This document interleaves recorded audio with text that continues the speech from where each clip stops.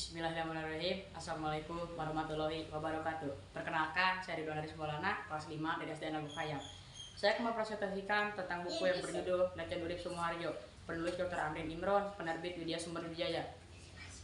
Raden Urip Sumoharjo adalah seorang jenderal dan kepala staf umum Tentara Nasional Indonesia pertama pada masa Revolusi Nasional Indonesia. Lahir di Purworejo, Hindia Belanda. Urip kecil adalah anak nakal yang sudah memperlihatkan kemampuan memimpinnya sejak usia dini. Maka orang tuanya menginginkan dia untuk mengikuti jejak kakeknya sebagai bupati. Setelah tamat sekolah dasar, ia dikirim ke Sekolah Pendidikan Pegawai Pribumi ataupun Sisengket Ovia di Magelang. Ibunya wafat saat ia menjalani tahun kedua di sekolahnya. Dan Urip berhenti sekolah untuk mengikuti latihan militer di Mr. Cornelis, Batavia, yaitu Jatinegara, Jakarta. Setelah lulus pada tahun 1914, ia menjadi letnan di Koninklijke Nederland Indisch Leger atau bisa disingkat KNIL. Tentara pemerintah kolonial Belanda bertugas hampir selama 25 tahun.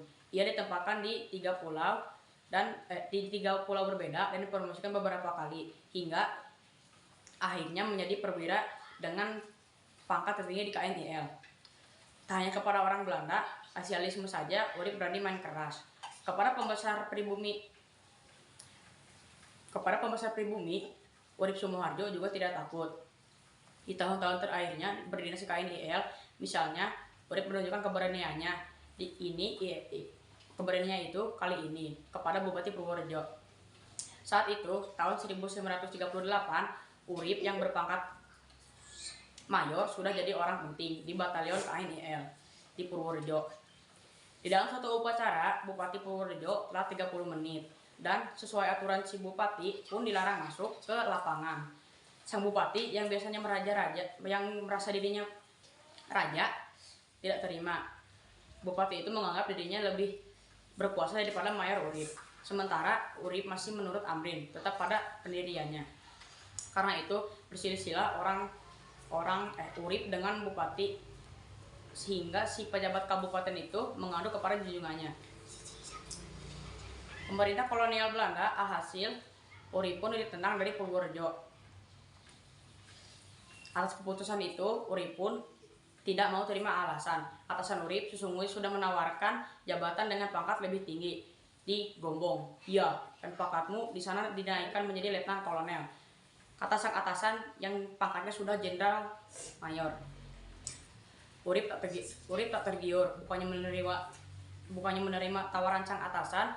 Dia malah balik mengatakan, "Sayang sekali, saya harus bertindak melanggar dan disiplin. Saya menolak. Bersama ini, saya minta berhenti dari dinas tentara." Sebagai orang tak bersalah, Urip akhirnya memilih pensiun dari KNIL dengan pangkat mayor. Padahal dia bisa menjadi seorang letnan kolonel. Urip termasuk orang Indonesia dengan pangkat tertinggi di zaman tempur KNIL, di zaman kolonial.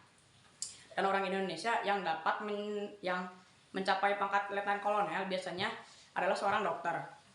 Urip mengundurkan diri jabatannya sekitar tahun 1938. Setelah berselisih dengan Bupati Purworejo, tempat ini ditempatkan, ia dan istrinya Rohmah pindah ke sebuah desa di dekat Yogyakarta. Ia membuat sebuah villa dan sebuah kebun bunga yang luas.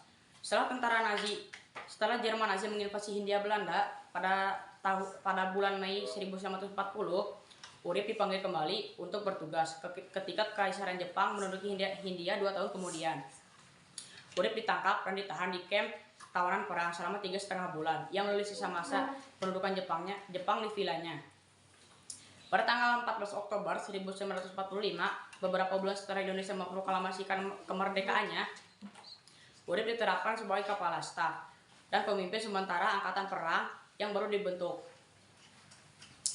Urip berupaya untuk menyatukan kekuatan kelompok-kelompok militer yang terpecah-pecah di Indonesia. Pada 12 November 1945, Jenderal Sudirman terpilih sebagai panglima angkatan perang setelah melalui dua tahap pemungutan suara buntu.